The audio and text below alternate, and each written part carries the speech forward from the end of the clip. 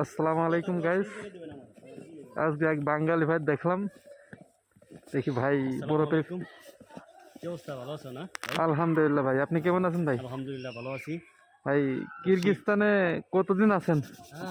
ভাই 1 বছর পার হয়ে গেছে, 1 মাস হয়ে গেছে, 1 বছর পার যাই হয়ে হোক, 1 মাস আপনার কাছে পার কিছু হয়ে গেছে। জিজ্ঞাসা করার দরকার ছিল। হ্যাঁ, কি এ, বলবেন? অনেকে বলে যে কিরগিজস্তানে মানুষে কাজ করায় না, টাকা পয়সা ঠিক মতো দেয় না। না, তো এই বিষয়ে আপনি কিছু যদি বলতেন তাহলে। আসলে কিরগিজস্তানে যারা 1 বছর ধরে আইছে অথবা তার আগে 1 বছর আসছে, তারা মোটামুটি ভালোই ঠিকঠাক মতো বেতন পাইছে। আবার তারপরের বছর যারা আমরা আসছি, তখন ওই টাইমে মনে করেন যে আমাদের ঠিকঠাক মতো বেতন দেয় নাই। ঠিক আছে, মালিক যদি ভালো হয় তাহলে বেতন টেতন ঠিক মতো পাইবেন, আর যদি মালিক খারাপ হয় তাহলে আপনাকে খালি ঘুরাইবে, ঠিক মতো দিবে না। তো এরকম, এই দেশটাই এরকম আর কি। ঠিক আছে, কাজ আছে মোটামুটি, যতটুকু থাকে কাজ এখন করলে ভালো পয়সা দিবে।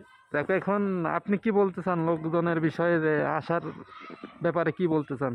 আসার ব্যাপারে বলবো যে যারা বাংলাদেশে আছে, আমি মনে করি বিদেশ না আসাই ভালো। কারণ বাংলাদেশে পরিশ্রম করলে অবশ্যই টাকা আসবে, সফলতা পাওয়া যাবে। আর বিদেশ আসলেই সবার জন্য না। ঠিক আছে, কারণ বিদেশ মানেই কষ্ট, বিদেশ মানেই যন্ত্রণা। যে বিদেশ না আসে সে কখনো বুঝবে না বিদেশ কি এবং বিদেশ কাকে বলে।